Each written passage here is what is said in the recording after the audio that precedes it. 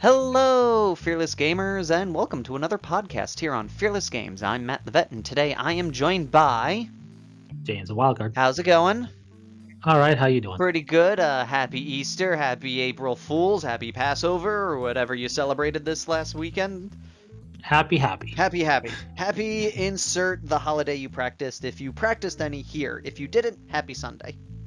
Yeah. So, how's it going? Pretty good. I picked myself up the Necron Codex. Oh, nice. I just pre-ordered the Dark Eldar Codex. Fancy. And I've got the 4th/5th Ed Start Collecting box set just waiting for me to buy it. That's because that is the good kit. It's $110, which is more than like the current starter sets, but you get some good stuff in that. You get 3 bikes, 10 warriors, 10 witches, and a raider. Personally, I think it's the best one because I hate the ones that come with HQs.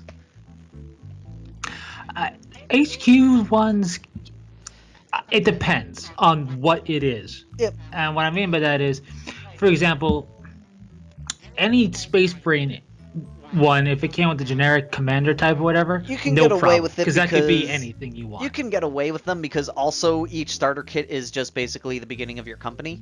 So you buy 10 of them, bam, you got all 10. Yeah, but I mean, like, if it came with like a generic HQ, like a commander or something, where it could be built up a variety of ways, or heck, you could build it as a really fancy sergeant or some type of squad leader. Yeah, that's no problem. What I don't like is when is for a lot of the forces, it tends to be, here, start collecting this. Like, I think it's Tau. It's like, here's an ethereal. It's like, well, I don't want ethereal. Like, well, for me, it's all about like the fluff that bothers me. I'm like, there wouldn't be 40 archons leading my force. I'd be lucky if there were 2. Like, I just look at it like, that's probably why I picked Cabal the Blackheart, so I don't have to deal with why I have more than 1 archon if I ever have more than 1. when I look at start collecting kits, I look at them for like, what is the breakdown? How much, if there is a discount type of thing built into it, is there, versus what are you going to use? Yep. Like, if you are like the Tau one, has got an ethereal, but outside of that, I think it's still a decent bargain. The Eldar one is the one that doesn't bother me the most because we know that craft worlds have like tons of Farseers, so I don't mind having an extra one. Right. Like, they're the one force where I'm like, okay, I can see like 30, 40 Artox, 20 or 50 Farseers, but I'm sitting there like, there's only 10 commanders in a Space Marine force. Yeah, but at least like start collecting Space Marines, for example. It comes with a Terminator Captain, a tactical squad, and a Dreadnought, basically. Yeah. That's good. Now, it's not bad, especially you can turn the captain into a sergeant, and then you got a 6-man Terminator squad. Yeah, if you really don't care about having a Terminator Captain, then but what's nice about that, at the very least, is like that's a Space Marine captain you can't buy on his own. Yeah. So you have to get it in some capacity as a thing, and here it is. So that's not bad. They start collecting Tau one. It's got an ethereal. If you don't really care about ethereals, I do. I don't like them. So I don't know whatever. I don't know if they got better or not in this edition or not. I just look at it as, okay, all right, Tau, you're a young race. I get it, right? This is your space pope / president / king / ruler. Let's have him in the middle of this chaotic battlefield with armless shirts, by the way. His armor doesn't even cover his arms, or a helmet. And he's got a spear. Yeah, that's great. That's real good. Here you are, your fire warriors are fully clad in armor. You got battle suits. And here's this dude with like a tank top and like a skirt on. It's like, that's great. It's just the way to do it. So the Blood Angel one is really nice because you get the Ball Predator, which is really cool. Well, who doesn't like a Ball Predator? People who are wrong, that's who. Yeah. And you get your own Blood Angel tactical squad, and you get your own Blood Angel Terminator captain. So that's not bad either. I'm actually a pretty big fan of the current Eldar one because it's a Wraith Lord, a squad of Wraith Guard, and a Spirit Seer. Those are always good to have. Yeah, I mean, the only ones that are a little odd. The Chaos Space one's kind of odd. Not that it's bad. It's just that I don't like Hellbrutes, like visually. Hellbrutes. I get where they were going with Hellbrutes, but I'm just like, they were like on the border of being cool and still stayed silly. I don't mind the Hellbrute because basically they went Chaos Dreadnought. That's a cop out. Let's give them something else, right? Yeah. So I don't mind it. I just visually, I'm like, I miss the Forge World ones. Too bad they stopped making them. Yeah, but like a lot of the Start Collecting specific stuff isn't that bad, No. if you are going a certain way with collecting, of course. Yeah. Like the ones that Well, tend to actually, be. I think the new Dark Eldar one is actually, I think, better because I think it comes with a succubus. I don't know why I said that weirdly, to be honest. I was just like, why am I saying this weird? I'll just go with it. Oh yeah, no, it's not bad. It's 3 bikes, a Venom. Venoms are kind of useless. A succubus and 10 witches. That's why I think the Venom is useless, because it only can carry half of the witches you got in the box set. Like the Start Collecting kits aren't too bad. It's really a case of what do you plan to use what's in there. Yeah. Like they all are pretty decent deals. It's a case of, is that what you want? Yeah. Now, in some cases, it's just simply no, it's not what you want, because you don't maybe you don't want to run any Necron Warriors, or you don't want the ethereal model. But if you plan to use everything else, then if you factor all the price shenanigans, it still might be worth it for that POW example. But Heck, most people just sell what they don't want. you can do that too. But like if you're looking at just the quick and easy thing, like the ones that could be a little bit, Militarum Tempestus could be iffy, Astra Militarum could be a little iffy, only based on like what do you want to run. Chances are you're going to run Guardsmen, so you're going to have a use for all of it. But maybe you're not going to run a Commissar at all. People don't necessarily run Commissars. A lot of people, I think now because of the FAQ, everyone's like, why would you ever want to run a Commissar? So like there's that, but then you got to look at it as, okay, that's like an $85 kit. Let's see. So let's look at $85. Oh, it's not bad. I mean, the Russ alone is like 60. Right, exactly. So you got to look at it that way. Let's see. The Russ is 60. The Commissari's probably like 20. A single heavy weapon team, that's hard to price out because they come in packs of 3. But 1, 2, 3, 4, 5, 6, 7, 8, 9, 10 guardsmen, that's another $30 right there. So 6, 7, 8, 9, you're saving roughly like $30, $40, roughly.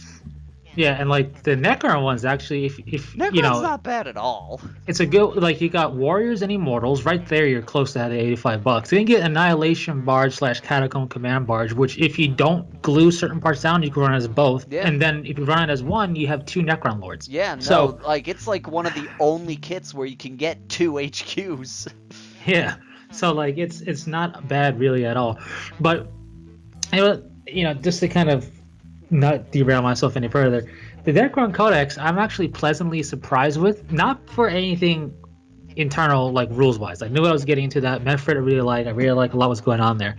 No, it's the actual, when you page through a codex and like some of the pages are like all black with writing and pictures, and some of them are white with writing and pictures.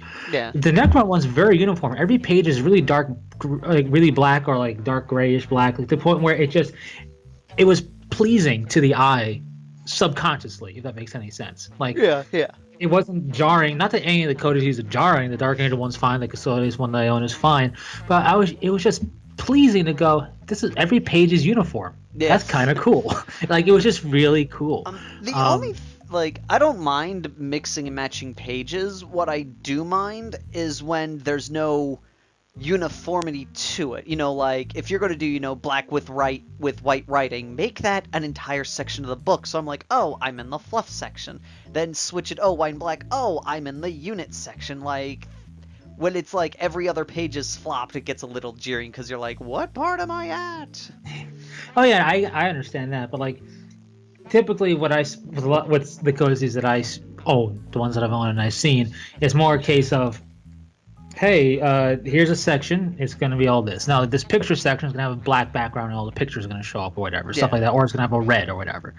And it's it was oddly subconsciously satisfying to have every single page in the Necron book be uniform. and and I was really pleased to see that the monolith is still a Batman pajama. I mean, you really, because the monolith might be my all-time favorite model for 40K. The monolith was the reason I picked up Necrons when I was playing Necrons. Right, like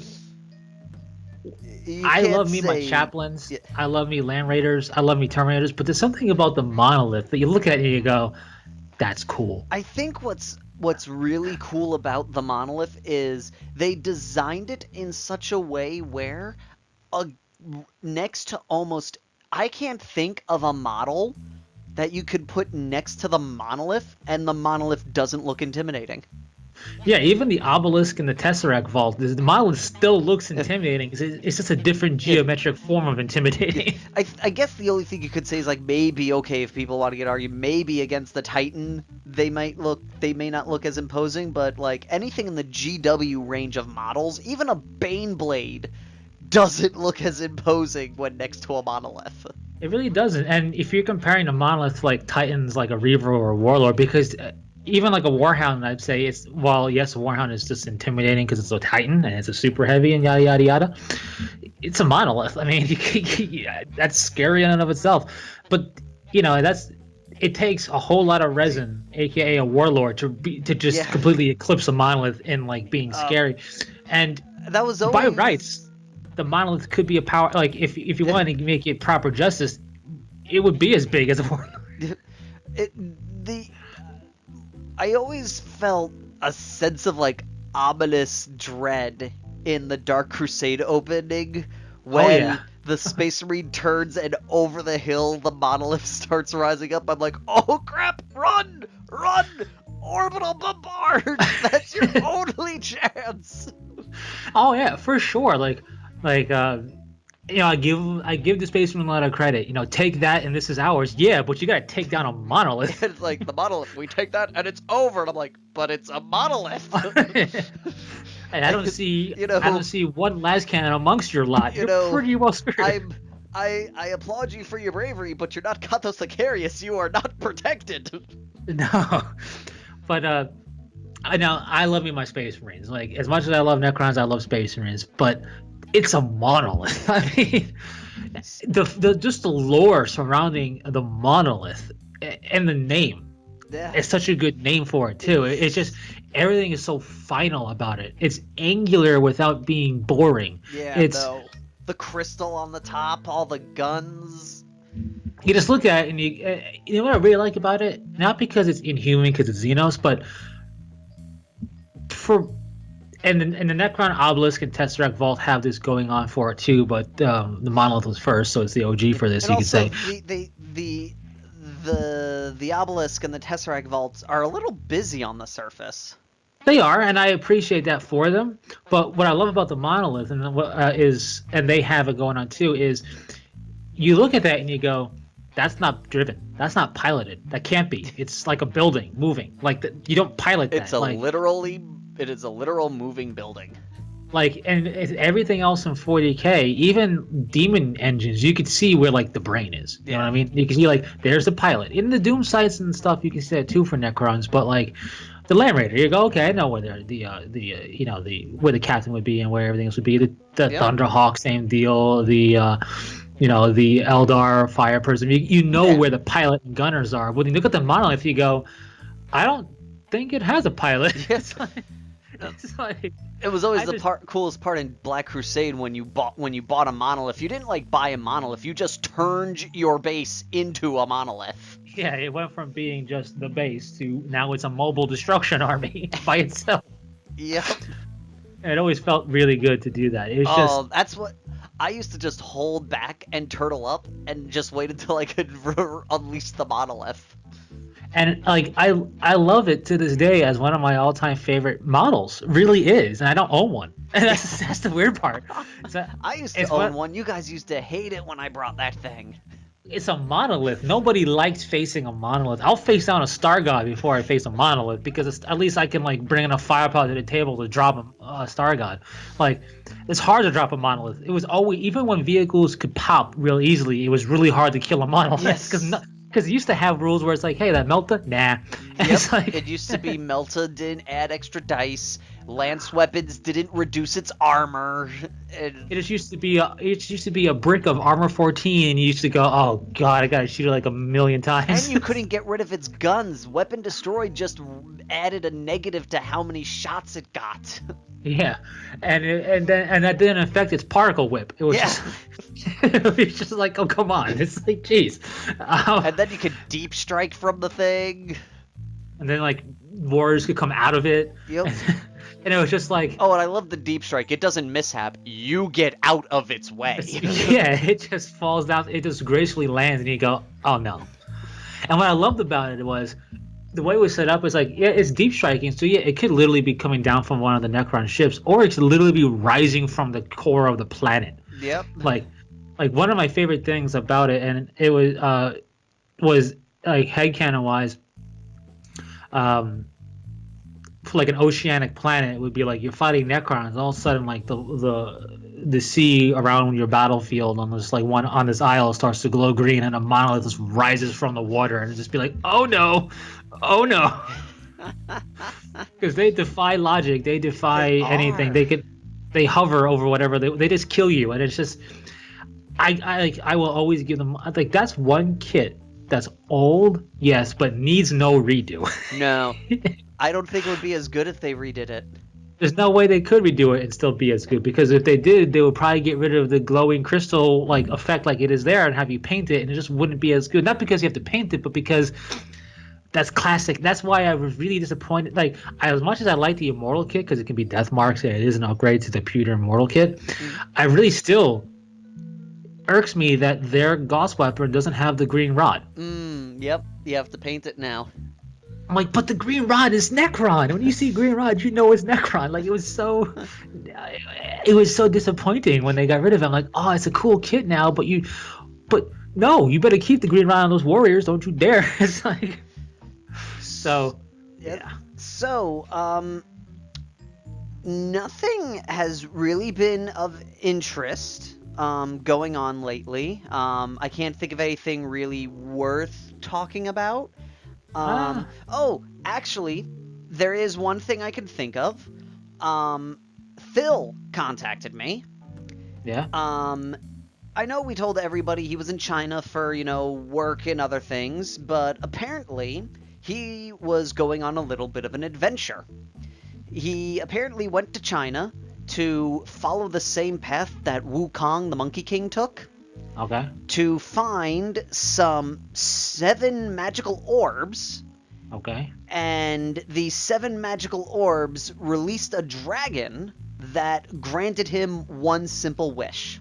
And that was to have combat roster. That was for Plastic Sisters. I still think it was for combat roster. Maybe both, because the dragon does give you 3 wishes now. All I gotta say is, it's about time. Damn time. Like, cut in the Tychus Finlay from StarCraft 2. Hail. It's about time. It's all I gotta say. Because that, as one of the things that pointed out so eloquently on the little video about it, it's been 20 years. I love that they took all of the comments from the family-friendly comments from the survey, and they even threw in those 2 bits that one of the publisher guys posted when 8th edition was coming out, and did the whole thing, and that was a perfectly presented video, and they couldn't let us all have a happy, good, fun time because they had to end it with Emperor willing. I like that because it sets up for delays. Yes. Right there. It's just like, they're like, oh, I see what you did there, GW. You're making fun of the fact that this may not even happen. I mean, It's funny because it's everything that's been said there is so true. Like everybody else has had something. It's their time. It's been 20 years. When are we get? When will our faith be? When will our loyalty be rewarded? Yeah, and it's true. Fortune favors the faithful. That was a perfect title for that video. It is, but it's just like, Emperor Willing 2019, and I like that they're going to give us updates on this. Yes, for anyone who hasn't heard, apparently, normally, when they're doing a release, we get like the week before the pre-order, we get a little mini articles about some of the stuff we see in the codex and all that jazz. Yeah, you get a little preview week, like we saw with the Necrons and the Tau and the Dark Eldar. Dude, yes, anybody who's getting into the game now, forget your Drukhari. It's Dark Eldar. Okay, I'm sick and tired of these names. It's Eldar and Dark Eldar. I only accept Eldari when you're talking about them when they didn't split, because that was the original canon when they introduced it in Fracture of Bealtan. I was like, okay, that's what they called them back then. They're Eldar now. Yeah, it's just like, it's like GW. Can we stop? Can we stop? Like, what are you gonna even Gav Thorpe still says Eldar in his books. Well, it's just like, can we please stop? Because you already did this to the Imperial Guard, the Astra Militarum now. And then the entire book they call them Guard. And then now we got the Craft Worlds and the Eldari being referred to. Eldari, then Craft World Eldari, then Eldari Drukaki, and then Eldari Harlequins. At least they kept it Necrons. It didn't become like the Necroni or the Necrotini or I wouldn't mind if they switched them to the Necron tier, because that was always established. Yeah, but and that's established, and that'd be okay. I like that they didn't, because the Necron tier is when they had flesh and bone. Yeah. I'm just saying, that wouldn't be so bothersome. I think what I hated about the Eldari is what? This has always been a name that existed for them. You didn't know? And it's like, what's next with orcs? You don't call them the Urukai because it's taken. You can't do that. So anyways, this time around, they're going to be giving us updates as the development project for these sisters come out. So if, say, tomorrow, if we get lucky and whoever the guy that develops all the models for them, because I know it was like it was a big deal with him designing all the models and everything. If he makes a new sketch, they'll be like, hey, here's a new sketch that he made for the model. Oh, hey, here's a new mold prototype and all this stuff. And surprisingly, this year's chapter approves big thing that's going to be in their book, it seems to be, is going to be the beta test rules for the Sisters, so we get to test the Sisters Codex before the Sisters Codex comes out. What they're doing is they're easing the fears of basically what's going on with the Sisters fans. They're basically, confirming that this promise is a promise they will keep. Well, because they don't want to, I just forgot the term for it, when you start to be on the same side as your captors. Stockholm syndrome. Yeah, the Sororitas fan base is so close to Stockholm syndrome of not getting anything that I think they're trying to make sure that they understand they're getting something. Yeah. So what we'll probably see at key points throughout the year, I like a big open day for Forge World or GW. They probably will drop it at all their different weekenders that they do. Yeah. And we'll get little tidbits here and there, and especially just when we kind of forget about it or start to question it, boom, here's something to reinforce it. And that's cool and different. It's really awesome. I know for the funny thing is some people may note that dramatically I started being super more animate about the sisters. I'm more just keeping the spirit of Phil's passion alive, because he's I am done, and it's I will keep that passion alive. And I have his sisters now, so I gotta keep the passion alive. And it's just I've never wanted to play sisters. I thought they looked cool. I thought they were an interesting concept. And, his sisters, he painted them up, they look nice. And I've seen people paint them up, they look nice, and they're cool. And in Dawn of War, I enjoyed trying them out and playing them there. It was fun when they got introduced. They're just an interesting force. And what I like about them is they are an all-female force, that isn't just female Space Marines. They have a very and what I especially like that because Space Marines are Space Marines.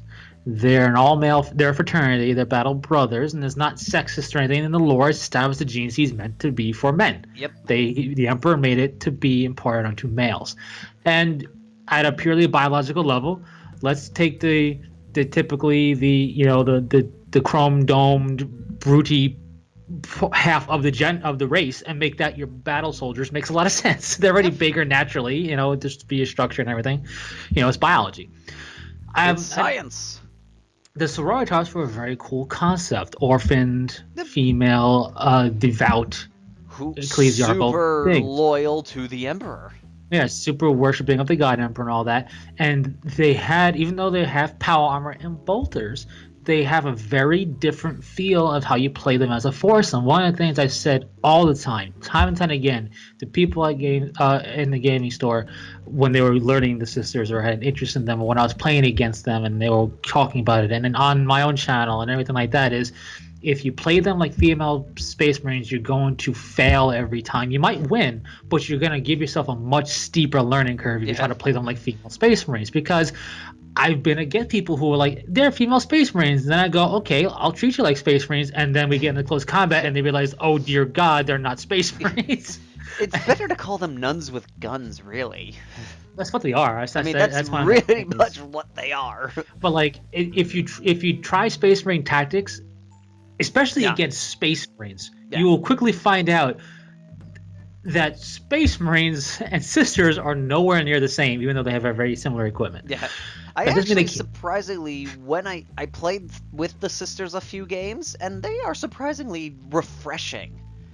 After playing Space Marine-like armies for so long, playing the sisters was very refreshing, I found. Like, everyone always freaks out when the pipe organs come out. They're like, oh crap, what's that thing? It's a pipe organ on a tank and it shoots missiles! Exactly. But, like, they are refreshing because you don't play because they play more sci-fi-y, to be honest, because they're much more range oriented, even close in. And they're a sci-fi devout religious group, and it's kind of funny. But they're really cool. And even though I've never had interest myself in ever playing them, collecting them, painting them, whatever, ever since Grey Knights got upgraded to plastic, because that was really the defining factor, because Grey Knights and Sisters were the same style of force initially. They had a codex that was more so of an order they fought alongside. The Malleus weren't they part of the original? Weren't they both in the Witch Hunters Codex at one point?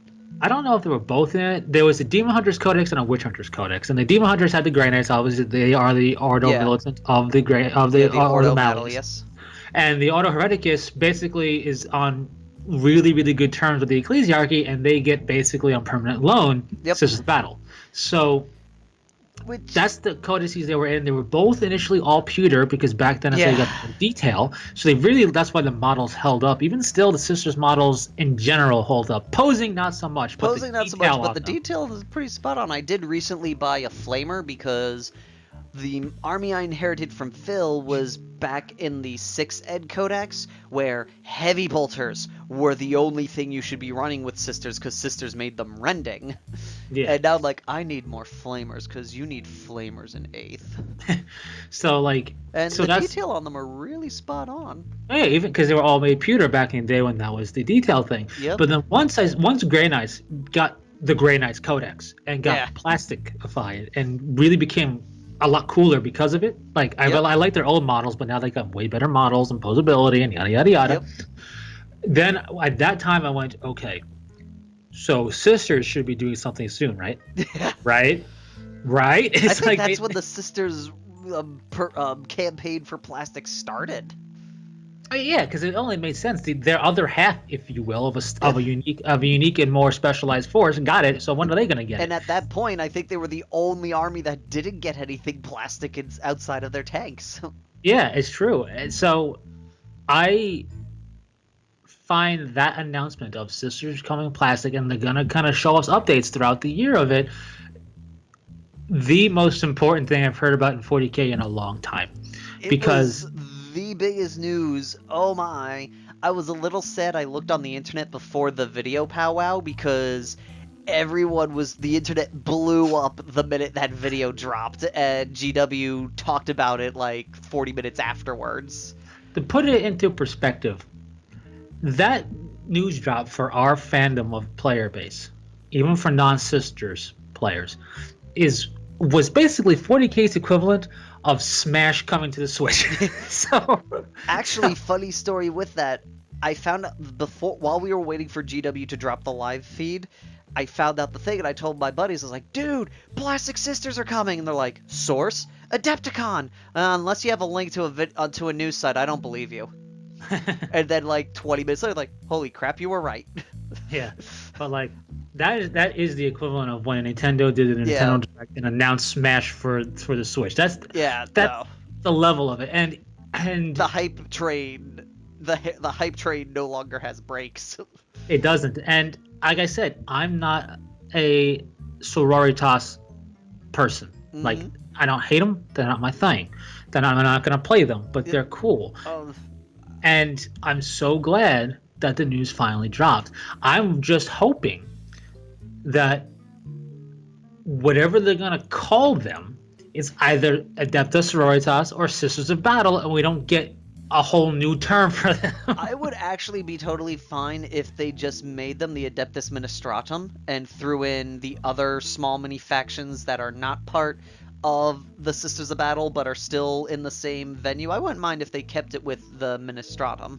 Well, I mean, the Ministratum is basically the chamber they're a part of. That's where the ecclesiarchy is. That's where the priests and all those things are. What I'm just saying is like, because there are a couple of like there are a couple of extra units that are Astra Ministratum and Sisters share that keyword in their faction, so I wouldn't mind if the Codex was Adeptus Ministratum and just keep that whole index section together. That would be totally I don't mind if they did that or if they called it Ecclesiarchy. I just mean for when they're referring to the sisters as either Sisters of Battle or Adeptus Sororitas. They need a third name for them anymore. No, I think the Adeptus Sororitas was their name change when they were going through all the name changes, so I think we're going to be fine. Well, they've Adeptus Sororitas is something that's been around them for as long as Sisters of Battle. Yeah. It's just I think the reason they have two is because GW realized nobody wants to say Sororitas, so here's Sisters of Battle.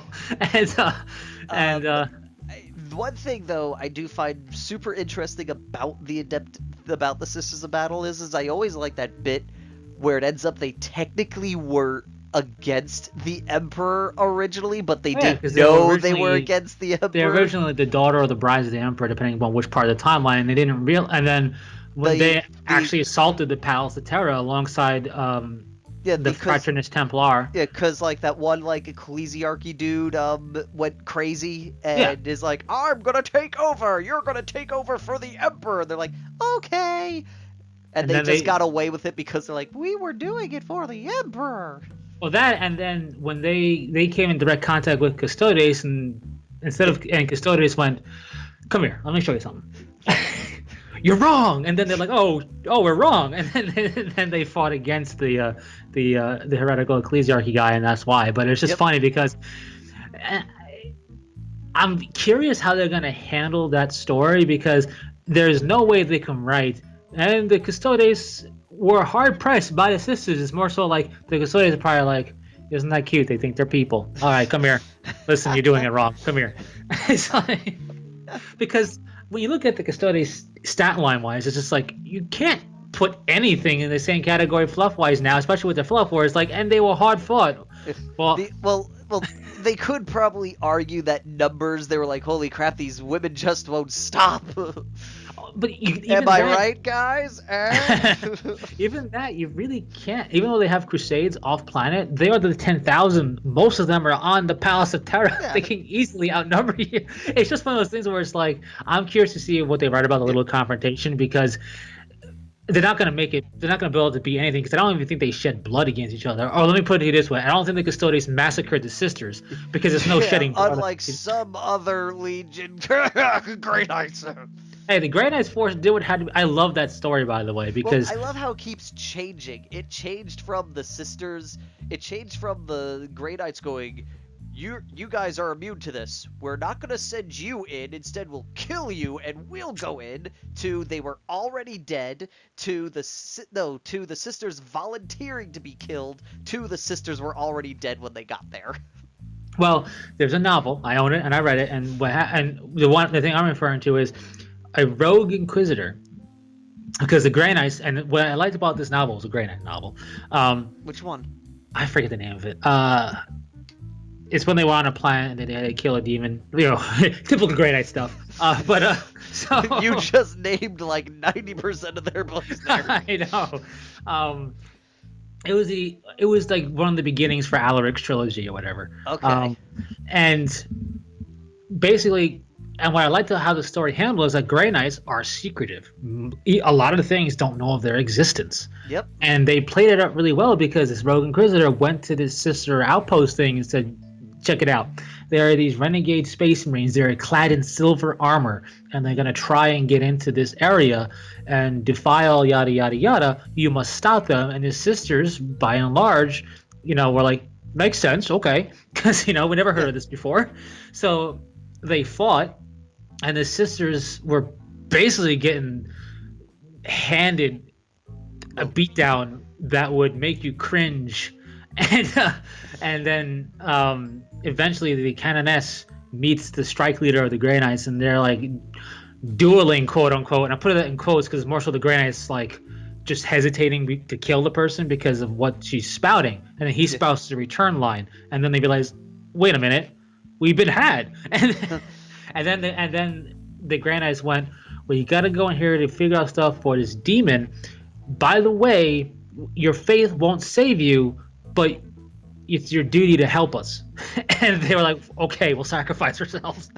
I'm more the one story that I hate about them is the Red Tide one, where the Grey Knights go to the planet and the Red Tide is going crazy, and they're like, we cannot risk getting corrupted by this stuff. And the original story is they turned to the sisters and went, you are immune to this, and then decided to turtle wax their armor with their blood.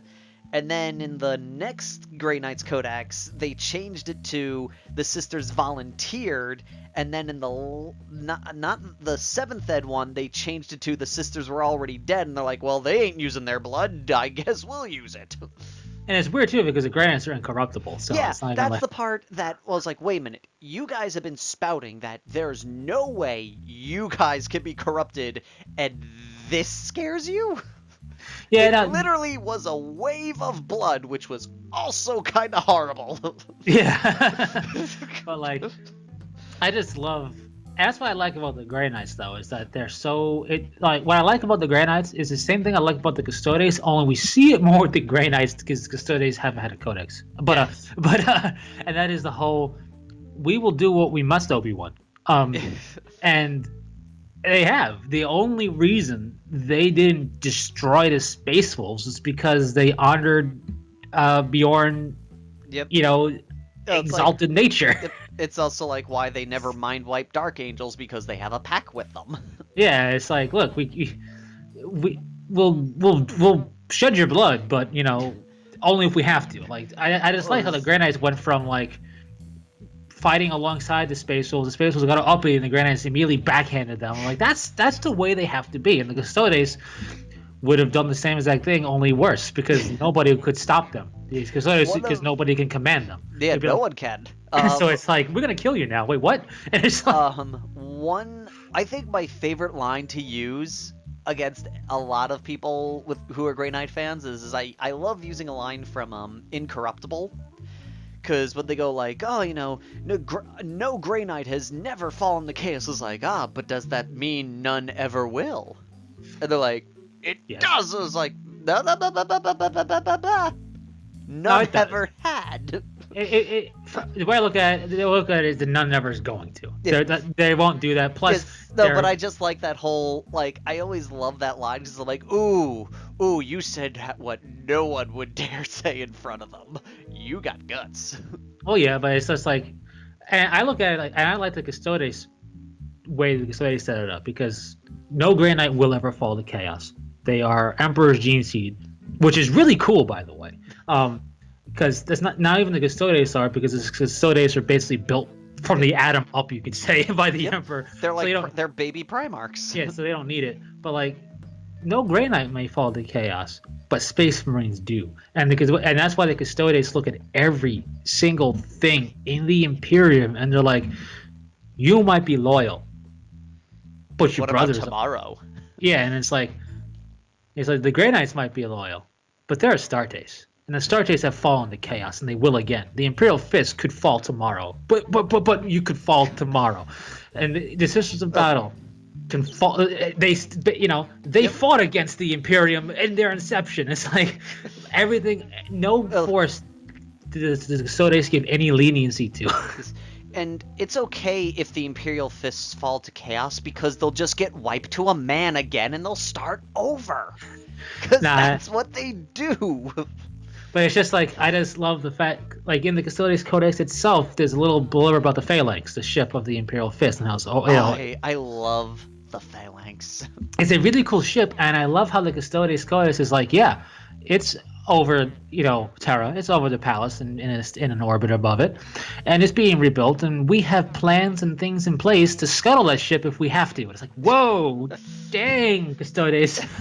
It's like, the big ghetto star ain't nobody's fool. Jesus. I think one of the things I like about the Phalanx so much is that it's shaped just like a Remeli's class star fort, and I love the design of the star forts. Yeah, they're really cool design. For anyone who doesn't know, the Dorn's flagship is basically a space station that he saw and went, I'm making that a ship. And they're like, what? It was like, put engines on it, it's moving. And they're like, but Dorn, put engines on it, it's moving. That's why I really like the Rock. It's like, oh, the Rock is so cool. I love it because it's the biggest. It's the biggest I don't ship want of to. the fleet. I can't really use the word ship. It's the biggest warp-capable mobile thing that the Imperium has. Basically, it's the size of a small moon. It's basically the size of the Death Star, if not a little bit bigger. And it's like, it's the same concept. The Dark Angels looked at it and went, put engines on it. Yep. It's like, wait, what? You heard me.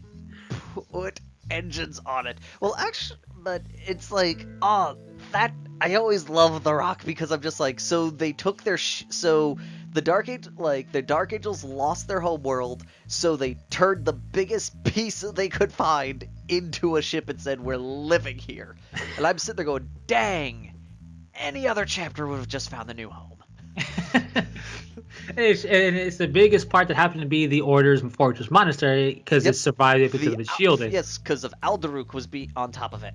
Yeah, but it's just like, that was actually something funny. Like, with one of my friends, he never knew that Alderuk that the Rock was a place before it was the Rock. And we're listening to an audio drama, and it gets to this part where Aslan says there are plenty of dungeons in the Rock.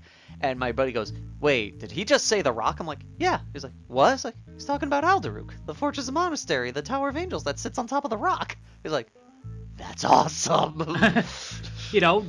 The chunk of the planet. Well, he did realize that Alderuk was also known as the Rock. He thought the Rock did become a thing until it became the Rock. Well, in a sense, he's right. He didn't refer to it as the Rock until it literally was a gigantic rock in space. But I mean, because there used to be a planet attached to it. Yes, but it was one of its nicknames was the Rock. It wasn't referred to, but it was Alderuk. Yeah, but some people did the tower with the Tower of Angels and everything. Yep, some people did reference it as a rock before it became the Rock. Yeah, I mean, here and there, but really it became the Rock after Caliban exploded. Yes, no, that's what it became, the Rock and all that. But it's like, it's interesting how, like, he did realize that not like it wasn't a communal thing, but some people just referenced it as that beforehand. It's most likely where they came up with the idea of the name. And you'll find plenty of rockets at this rock. Yes. Just want to find some rockets. Just like, it's ridiculous. It is awesome. I love looking at diagrams and pictures of the thing because it's just brutal. Though Yeah, I'm not a big fan of the image in the Warzone Fenris because it looks too ship long, in my opinion. I like it better when it's a giant rock. yeah. I mean, the one thing about The Rock, not the movie, but Good the movie.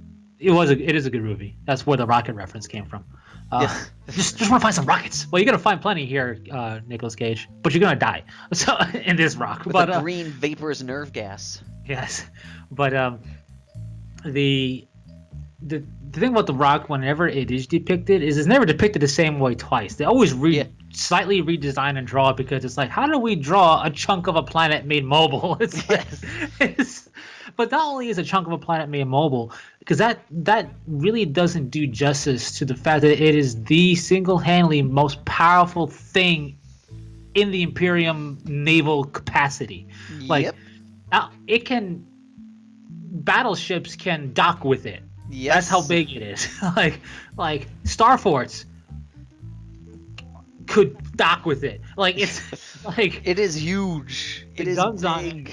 it, the shields on it are nigh impenetrable. The guns on it can destroy worlds. Not like, oh, Exterminatus, I mean break worlds. I mean like like it was big enough. It was big enough to hold a legion, literally. Like Yeah. it's huge. The It the Tower of Angels shield is still up, even though the tower is in ruins. They don't rebuild it or go there. They just take pieces of it to give to the Dark Shrouds. Yep. But like, it's It like, is. there's no way to represent it outside of here's terrain you're fighting on the rock. Like that's how you. Yep. There's no way to do it outside of that. Like there's one been a of lot my of cool favorite- interpretations. Yeah. No, one of my favorite is the Battlefleet Gothic Mini for the Yeah, Rock. that was a good thing. one. I was so ticked because I was going to make that because it's just foam and a Remilly's class Starfort, and then they got rid of everything, and I was like, "Aw." Which is why I'm waiting with bated breath for the return of Battlefleet Gothic because I hope they'll bring back the Starfort, and then I could make the Rock. Nice. The only thing that gets equivalency in terms of being ridiculously cool for me for the Dark Angels is their Legion flagship because its name is the Invincible Reason. Like, Yes. you can't, like, there's no more telling a name than Invincible Reason. It's like, Yep. I love that. Like that's one thing that's when I first heard that the rumor supposedly is that it's going to be Battlefleet Heresy and it's going to be just Space Marines versus Space Marines. I was like, I'm not a big fan of that, but I'll get the Invincible Reason if they do that. So I'm going to be fine with this. like, and there's a lot of really cool flagship names. I mean, you have The Vengeful Spirit. the Vengeful Spirit, which is horses. I keep forgetting the Thousand Suns flagship name. Photep. Was it Photep? I thought Photep was the other one. Well, it's named after one of its cities. Yeah, It's like but, Trista or something like that. yeah, and then like there is cool naming stuff out there. I just really like Invincible Reason because it's the thing I like about the Dark Angels. They have the Tower of Angels. They have their Tome Angelus. They are the Dark Angels. And all that jazz. I like that their angelic motif isn't quite on the nose like the Blood Angels are. And I love that the Blood Angels are literally the host. They are the angelic host, with the golden host being their sanguinary guard. Holy crap, I was right. It is the Photep. Nice. I love that about the Blood Angels. Don't get me wrong. The fact that they're quite literally angels. I love that about them. Like they are the host, and that's great. But I also like that the Dark Angels, the First Legion, have the Tower of Angels, have the angelic tome and everything. Literally, they have the Heavenfall blades post heresy. They have but I also like that it's not all that way. You have the Invincible Reason as like a name. It's not like Angelus Mortis. It's like we are the Invincible Reason. What's also fun that I always like to remember, like this is one of the things I always get a kick out of with the Photep, is its most prominent feature is the Sanctum of Magnus, which is where basically Magnus saw the picture of a bunch of Necron ships and said, I want a pyramid on my ship. Yeah, basically. I do remember that. It's like, check me out. I got a pyramid on my ship. It's like, you do you, Magnus. You do you. But it's just like, I mean, and don't get me wrong, the Alpha Legion having the Alpha and the Beta, those are really good names for ships too, and everything. But like, then there's the Pride of the Emperor for the Emperor's children. yeah, and some of it's really on the nose and everything. Yeah. But like, there's just something really fitting about the Invincible Reason being for the First Legion. It's just very fitting. It also just fits for just how the Lion is. Yeah, and there's a lot of their ship names are really good for the Dark Angels. Like they have a lot of really good ship names that aren't just quite literally on the nose, like hardcore about their angelicness of it. I forget the Emperor. The Emperor had a really interesting flagship of his own, but I forget what it's called. I have no idea. It was something interesting, but yeah, it's just all of that. We spun horribly off course from the Sisters of Battle, but you know, it's Dark Angel, so I don't care. It's just the Rock. You know, it's not. I like that it's the Rock, right? It's not like Tower. It's not Angelus, Terminus, Decreus, Lucius, Desmond the First. It's mostly for the fact that it's supposed to be, you know, like Alcatraz because of what the Rock does. But like, I like that. It's like, because you know, if it was a Blood Angel setup, it would be very angelic sounding, which would be cool because it's fitting for them. Yeah. But like, it's fitting. Like, just like, I forget the space wolf name of their ship. Who cares? But it's oddly fitting because it's not that stupidly on the nose, right? You also have I also like that you go from Invincible Reason to the Dark Sovereign, which is to the Intolerant. How great of a name is the Intolerant? That's a cool one. What's that one for again? That's their Unification era ship that is a capital ship. Right. And the Intolerant, I think, was used, but it was basically the Dreadwings like flagship for the Dark Angels. And the Russ's flagship was the Harackle. Norse. Yeah, it should just be Norse. It should be the name of it. But it's one of the largest Galeria class vessels, alongside the Vengeful Spirit, the Conqueror, and the Iron Blood. The Conqueror is a good name too, because its namesake was the mythological Fenrisian king who turned his back on the old gods and instead looked to his sons for strength in battle. I believe you mispronounced his name to the mythical old king of Norse, and but you know, it's just, you know, the Conqueror is a good name for, I forget the Legion that one's in. It's either, I forget, but the Conqueror is a very good name. The Conqueror, that one belongs to another Space Marine force.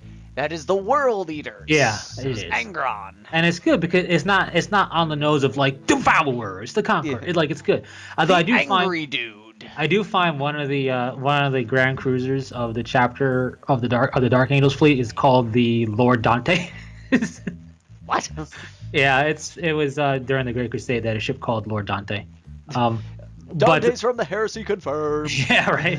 Super old, but like, it's just, you go Invincible Reason, Dark Sovereign is very ominous, the Decimator, and of course the Duchess, the Flamberge, the Iron Duke, Angel of Retribution. We got a lot of names that are like good. The Spear of Truth, another really good name. Taliban's Will, yada yada yada. But like the Intolerant is one of my favorites because when you have a warship for the Dreadwing that is a massive ship with a warp cannon allegedly made by the Emperor himself. So it's got a very unique weapon attached to it. Bragging rights. Yeah, and it's like, you know, when the Conqueror shows up, it's like, oh dang, there's a war about to be going on. Or like, you know, the Photep shows up, people go, what? And then that's a pyramid in space. And like you know, Vengeful Spirit, even Invincible Reason, it's impressive and mighty. But when a warship of an unknown class shows up and it's like, all right, you know, our augurs confirm it's the Intolerant, you're like, oh no, because that name only means there's absolutely no way to talk your way out of this one. It's like, nope. It's like I'm just surprised no ship has been called the Lightbringer yet, because that's such a good name for a ship. Hmm. My DIY flagship shall be the Lightbringer. But like, or even like the Morning Star, something very on the nose like that is a very good name. But like, I'm surprised Abaddon doesn't have anything like that, because that yeah, sounds like something Abaddon would do. it would. It definitely sounds Look like. at my morning star, Yeah, but it's for just it will be the star of your last night. like, and it's just it. But it's things like the Intolerant and the fluff of the First Legion, before they got reunited with their Primarch, even after the fact, that really makes you go "Ugh," about Fallen. Is the fact that like the Intolerant has a rare warp cannon that was made by the Emperor himself in his laboratory on Earth. A ship warp cannon was developed on a planet. Come on, but like, but like, and that they were the only Legion allowed to wield weapons from the Dark Age of technology. Yep. None of that is present in their codex. Nope. Aside from the fact that they have jet bikes and they have a full company of Terminator armor. Which, let's be real, really impressive. But like, It is. But it's just that just makes it go, aw, but they had so much going for them. But anyways, Plastic Sisters. Yes, Good. before we end this podcast, because I want to try and get this one a little bit less than the ones we have been, because we've been bad lately. Or good. Or good, depending. Well, I only say bad because after an hour starts getting rough with people buffering and such. Well, buffer because this. I haven't gotten off my butt and cut off some of my useless accounts so we could make these podcasts available on iTunes. I apologize. I am working on it, I promise. Coming, Emperor willing, 2019. 2020. 2020. More of a reasonable request there. So, Plastic Sisters, I'm excited. I am being excited for Phil because I now have his army. Like it's crazy. Like it's to this point where like I'm repainting his army because that was the deal that we have a deal going. If he wants it back when the Plastic Sisters come out and everything, he can take it back, but I get to repaint it if I want to. And I'm keeping the same color scheme, the same colors and all that jazz, so I'm not, doing an affront to his stuff because I think it's cool and I want to keep that legacy going. With all of this, what are some things you are excited for? What are you hoping for with the new Sisters release? I'm excited there's a new Sisters release. Like, just from the just the very fact that it's not just a codex, but it's a or a digital codex. They didn't get done dirty like the Blood Angels did, which I was really surprised about. But, remember back in 5th when it was a 2-part White Dwarf that eventually got PDF, and it's like, you really did this to your Blood Angels? They're really popular. What were you thinking? But then they said, hey, it was so popular, let's do it to the Sisters. And it did not have the same effect. No, but like the Sisters, at the very least, it was digital from digital codex. It wasn't like, hey, here's a 2-part PDF if you can find it. It's no, I'm talking about when they first got their codex, and it was also a White Dwarf codex. Oh yeah, but no, like it was worse for the Blood Angels because you're like, people like them. Why? It's not even that. Like, people play them a lot more. Yeah. Yes. No. Like, yes. But I'm just really excited overall. Like I said, I'm not a Sisters player. It's not that I'm not a fan of them. I find them cool. I'm on a practical level more excited for the Death Watch Codex coming and the Imperial Knight Codex coming. You're boring. Like, I'm more looking forward to them, like on a practical level, for me as a player, as a person who for fandom's reasons. But overall, the Sisters is a much more important thing of an announcement, and I'm on an overall excitement level in general happening. I'm really hoping we're gonna see whole new units, not just an update of stuff. Like, for example, Arcoflagellants. You can easily pull a Mechanicum on that unit and on the Penitent engine, and you can have a ranged version of the Arcos from that kit, and you can have a ranged version of the Penitent engine. You can call something different. It could be like a Firestorm thing. It could be all flame or Melta oriented, but like that that now is the time because they're making them plastic. Now is the time to do things like that because you look at, and I use the Mechanicum as the example because it's Skitarii, right? The Yeah. Ranger, you could build their not the Rangers of the Vanguard, but you had the other guys, the Sicarian, whatever it was, like This. the Rust Stalkers and stuff. They Okay. one kid can make either of those two versions of themselves. This Yes. is a time for that for Arcoflagellants to be made into something that could be made into something else. Same thing for Penitent Engines, and the reason I say that is because I think it's the easiest way to introduce something new without having to design from the ground up a Reinvent the whole. wheel. Yeah, exactly. You can just instead of having melee weapons on your Penitent Engine, it's all ranged and it's called something different. Boom, Mm. done. Looks a little cool, whatever. So I'm really hoping for that. I'm most concerned about just the Canoness is what I'm most concerned about because the Canoness is your Space Marine captain concept. The canonesses have been getting so much of the short end of the short stick that the sisters have been getting. Them and the sister superiors. Right, and part of that is they went from having basically the same options for a lot of other things to losing options, and I'm okay for certain options being lost. Like if they don't want plasma to be in the repertoire of the sisters, it's gonna suck basically for some people who have the older models that have a plasma pistol and whatnot for like Yeah. and sword. But I can get behind that concept, right? If you want them to be fire and melta and bolter, fine, whatever. That's what most people think of them anyway. Right, I'm cool with that. Plasma was just kind of this thing that was just like a catch-all. You throw it on everything. Here's an option for your sergeants of plasma. Yay! But like, my concern is that the Canoness is big. I don't mean pound for pound. I'm talking about in customizability when they were, with their older codices, was the equivalent of a generic captain, where you could go to town converting, building them up how you want. And the captains have experienced some of that too. You can't have a plasma pistol storm bolt or twin lightning claw combo anymore. That was really cool. You can't do that anymore. I'm concerned for the Canoness because they didn't have all of their weapon options back then represented. Yep. So I don't know what they're gonna do now. I don't know if they're gonna streamline them to be a clamshell kit and that's it, you know what I mean? Or if they're gonna be kept open-ended enough. I don't know. Going with that there, if this is since it looks like it's a full plastic release, and it just going off of what we know and how we're thinking, it seems like it's going to be like a full-on reboot. So they may not suffer as much as some of the other armies have, where from Index to Codex, they've come a little dependent on their Index for some of the legacy stuff just because of what their models are providing. Like, example with, using the Canoness as an example, if the Canoness was as she is in plastic form, she would be screwed because she only has a bolt pistol, a book, a power sword, a chain sword, and I think a flamer are her only options in the kit, and she would lose everything that isn't that.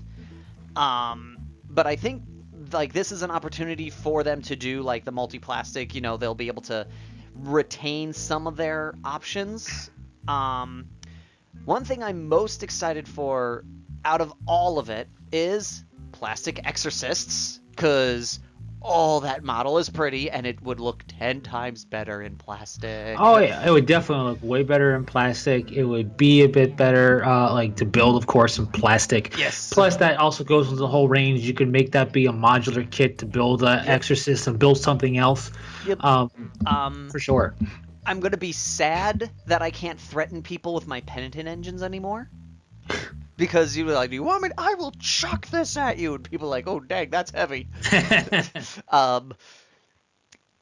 What I'm hoping for is... I think the best thing that I'm really hoping for is... It's more of a just going off of the joke that's going around, is I'm hoping for a price reduction to be more in line with the other kits. I don't want to be paying $110 for 10 plastic Seraphins. Because right now that's how much a 10-girl squad of Seraphins are. Yeah, I think they're just gonna have to do. Like, if they Yeah, don't, they'll be heck yeah, to no, pay. like I'm more than confident that we are going to see a price reduction. I'm just hoping that that that it's very apparent in the army. Because I think that's what a lot of people are going to be really watching for is how much the prices change with everything. Um, and I'm also hoping for, if I really want to say, I'm probably hoping for mostly, probably just a wider range of options and rules wise better utilizing of some of their abilities. Like they already are showing this, like this is going to happen with chapter approved. The stratagem that the sisters get for their deny the witch makes my complaints about their deny the witch ability like no complaint at all because it now is reasonable. Um, but I'm just really also I think also what I'm also hoping for a little bit more cohesive thought is customizing more I want like I don't want Primaris level of posability. I want Tactical Marine level of posability with my sisters. Yeah, I'll take Primaris level over what we got now, and part of me believes that we're gonna get that for particularly for things like Seraphim Yeah, and so forth, and maybe the Celestians and whatnot, but yeah, or Dominions. But we'll see. I'm thinking though, like on your price thing, we'll definitely see the Battle Sister squad of 10 go down in price. yeah. We're probably gonna see the Exorcist go up to at least 60. It's at 57 now. It's probably gonna be It's go at up to. 57 now, but isn't that's the same price as a Land Raider right now? Yeah, I think we'll see it go to 60, an even 60, because it'll be all plasticified and whatever. But I don't know about the Seraphim squad. If anything, I think we'll see a $10 drop, but I think we'll see it turn to a 5 sister kit because they're elites. Not, Yeah. or even if they're fast attack, Well, they're not yeah. tactical. No, it's Well, just like the assault squad. yeah. Supposedly, yeah, they'd probably drop down like what's the tactical squad now? $60? For a tactical squad, No, for an assault squad.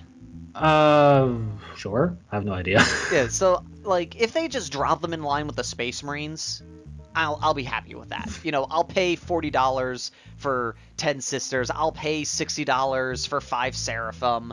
Oh yeah, I'll no, it's play. definitely Yeah. it'll definitely be It, reasonable. it'll just be more reasonable and a nice start collecting box set. That would be nice. But yeah, it'd be interesting to see what they do for that too. But Yeah, as as far as long as Celestine isn't in it. I don't think they'll Because put a every start collection set with them has Celestine. I'm like, you can only have one. um, I as That far would as be cool if they brought the Sister Superior back. well, she's not gone. Well, what I mean back is the Sister Superiors are now the sergeants. I would like to see her back as an HQ choice. Well, Because right she's now always she's been removed from the Canoness. she's always been a squad leader. Yeah, but It she was a used to be able to. Palatine that was the downgraded Canoness. Yeah, it used to be. Well, it used to be because like that's the army that Phil gave me is it has 2 Sister Superiors as the HQ choices. Well, I And mean that might be the model wise, but like as far no, when I asked him, he's like, "Oh no, they're Sister Superiors because before you could run them as HQs." well, that was back old Codex days when Yeah, they were Space Marine sergeants as HQs. But as far yeah. as the actual HQs go, it was Canoness, and underneath that was Palatine. I don't know if they're gonna do that. It'll be interesting to see. You know what I mean? It's kind of Yeah, like having like I chapter would like to master. see It's like a something like chapter that master. again. Well, the Sister Superior stay as a squad. That's fine. I just don't know if we're gonna see the breakdown of like chapter master captain to Canoness Palatine. I don't know. It'll be cool to see that. I could see them like maybe doing like because I think they need at least minimum at least like one extra HQ. If not, give them like a couple like do what they used to do with the witch hunters. Give a couple of like an inquisitor, a 1 or 2 inquisitors to count as part of their HQ Oh, if I have like a repertoire. priest, I'm not a fan of priests. Oh, I think they're silly. they're never good, but I mean that's an HQ they can throw in there. But I Yeah. mean, like, and they could always do something different. Like they could, Yeah. they could, They could do, make something up completely different now. well, they could pull a Space Marine. And what I mean by Yeah. that is you have Captain. Then you have Captain and Terminator armor. It's two separate Yeah. entries completely, even though it's the same entry. You could have Ooh, that would be Cannon. nasty. You A could have, nun in Terminator oh, they're armor. not gonna have Terminator armor. They'll never have it. You But could, you could have well, Canoness. you could have You could have Seraphim Canoness. You know yeah. what I mean? Well, what I mean like is like like how like Inquisitor Hector Rex, he's like in Terminator armor, but he's not in Terminator armor. Like that kind of shtick. You're gonna get at best a 2+ save for something artificial. Yeah. Artifice. But what I I'm mean, just saying, like, model-wise, that would be really cool if they gave them, like, a Terminator armor, like, look, not call it, obviously, Terminator, because, it'd still be power armor, but, like I said, like Hector Rex, where he's not in Terminator armor, but they gave him, like, a Terminator armor-like design. I get what you're think that would saying. look I don't really think cool. that'll happen just because based on what we see with the sisters completely visually. Yeah. But what I mean by that is not so much the Terminator armor thing. It's that you have two separate entries for a captain. One's in Terminator armor, one's not. Even though they're that most likely going to do that. they used to be in one entry, and now we're gonna probably have a Canoness, and then you're probably gonna have a jump pack Canoness or something. Yeah, most likely. so- Well, that would be nice if they brought them back with the jump packs. Well, yeah, I think That's what it was. Yes. Okay, I'm sorry. He had canonesses with jump packs, and Right. they got rid of all of those. Yes, and they I was like, became great. battle- Now I need to buy two. Then I had to buy two canonesses because I needed the canonesses that didn't have the jump packs. Right. So, and with that, of course, we're going to see a repo. Even if it's primarily opposing, we're not going to have the Seraphim going, praise the sun. We're not going to have that. Going, Their posing is so bad. The Seraphim, out of all of them, need desperately new poses. Oh, they look like they're getting skewered on steaks. yeah. I mean, if you want to see what happened back in the day to represent flight, look at the Seraphim squad. They're like, wait, some of them look like they're just jumping in the air. It's just, people complain about the interceptors. They look so much better compared to the sisters. Oh God, they look like and I like the way they look. And these and like in comparison, they're like model masterclass in comparison.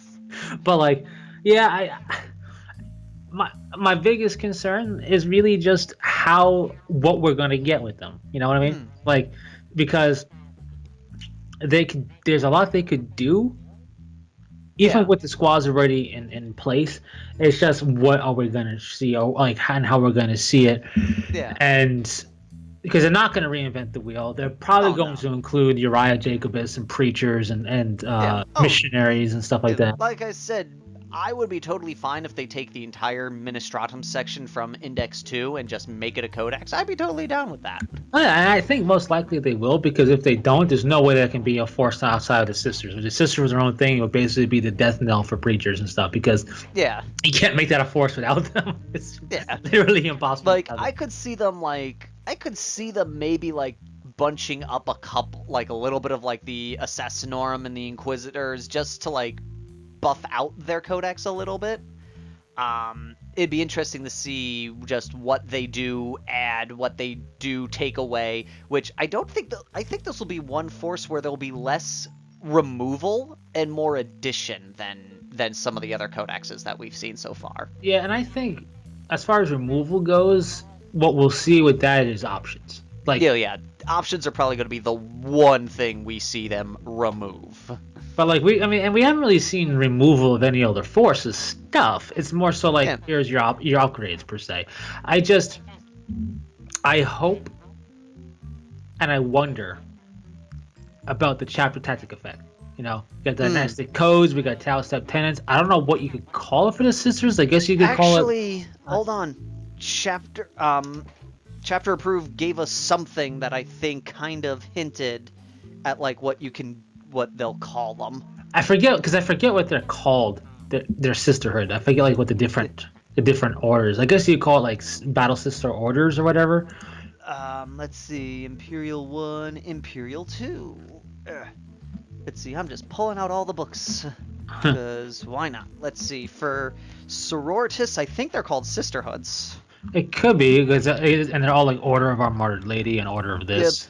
Yep. And of course, my girls will continue to be the Order of the Penitent Rose.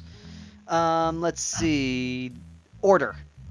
That's their key. That's their insert keyword here. Yeah, I'm just wondering And this is kind of like on the level of Necrons. And what I mean by that is we knew about Necron dynasties, but we didn't really know much. I thought like, hey, this one's got blue colors as opposed to green. This one's got orange as opposed to green or whatever. And then Mefred dynasty got more going for them, and Neelathak and all those things got more going for them. We know about the Order of the Martyred Lady, the Order of the Bloody Rose, and we know stuff Yep. like that. But we don't. And if you read about them, you get fluff. I'm just curious what those things will give, because Yeah.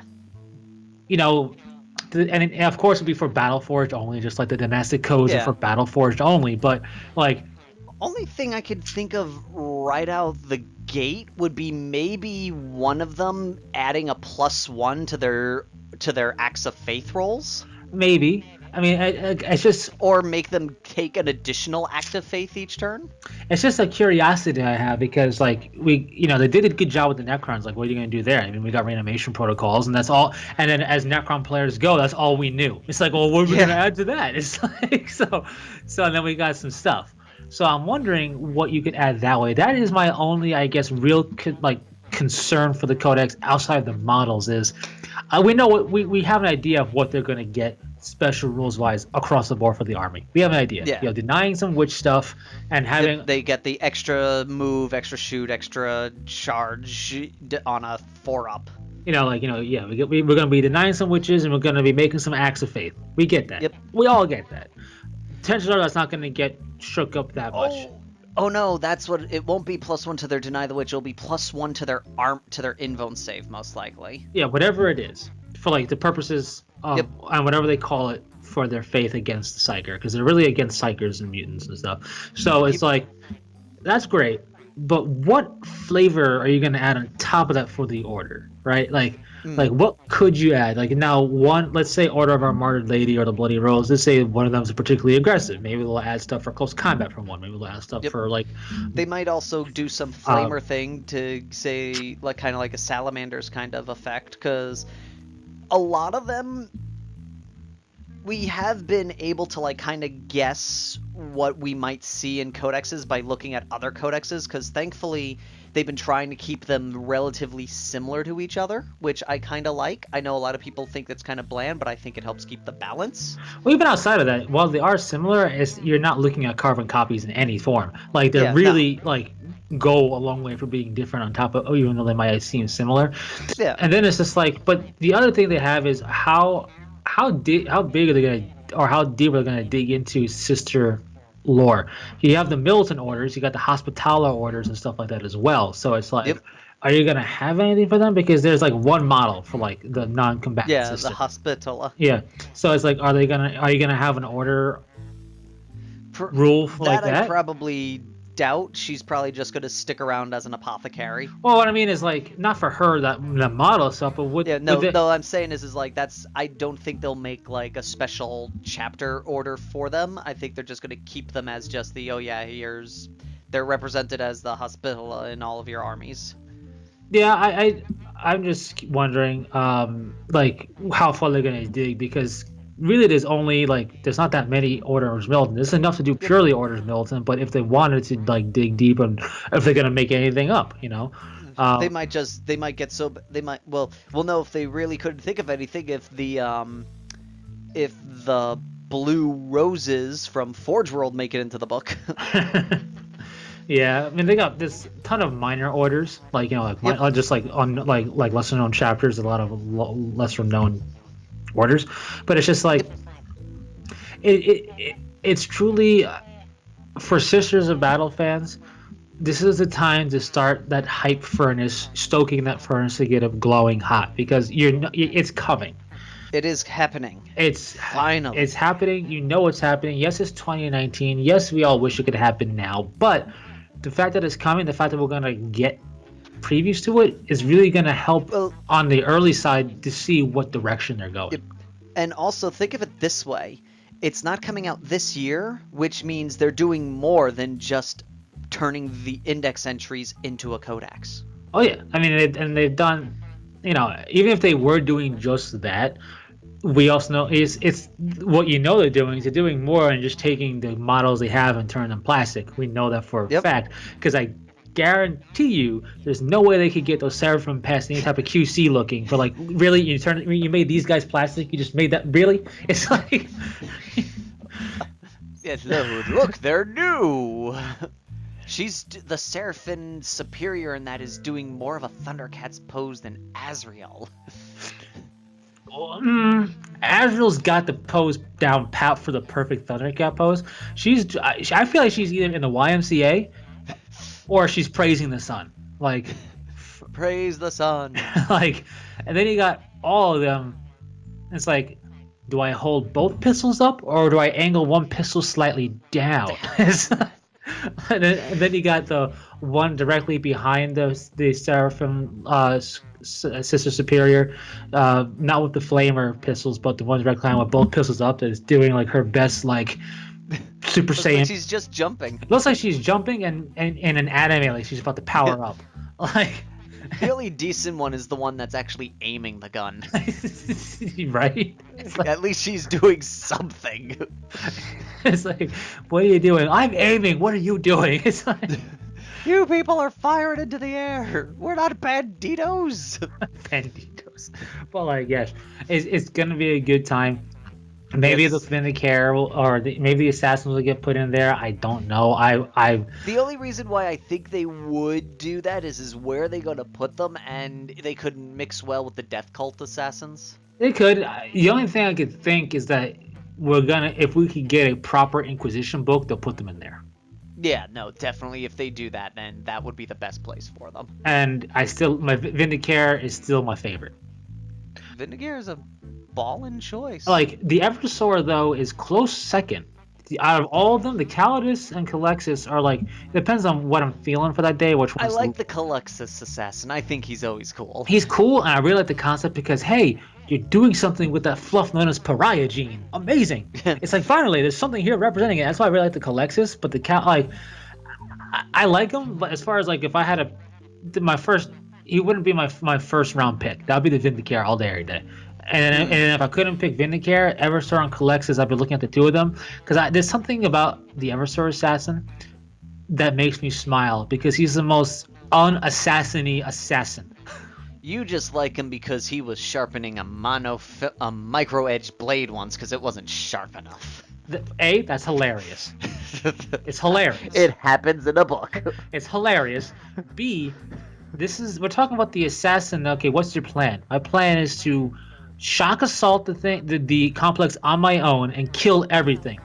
So you are not an assassin. I am in title only. It's like, I'll sneak in there so they won't see me get in. But once I'm in there, everybody's gonna see me. It's like, that's not assassinating. It's perfect. It's perfect. There's no denying my logic. And I like that they only ever exist to fight, and when they're not fighting, they're in stasis because they're all crazy. That's a really cool concept, but that's what makes me smile about the Eversor. He's the only one of the assassins that's really not doing anything assassinating. Well, and with that, we are out of time. Yes. Even though we tried to get this earlier, it ended up being just as long. Take that, me. So that is all for right now. Thank you all for listening, and let us know in the comments what you're most excited about with the Plastic Sisters and what you're hoping for with the Plastic Sisters. Your excitement, your hope, potential concern. Your concerns. And that's fine. If you want to throw a wildcard thing in there, because this is coming from the wildcard, we mentioned that, hey, assassins might get lumped in to help flesh out the Sisters of Battle book because, hey, I can see, they work as agents. I can see it. Could happen.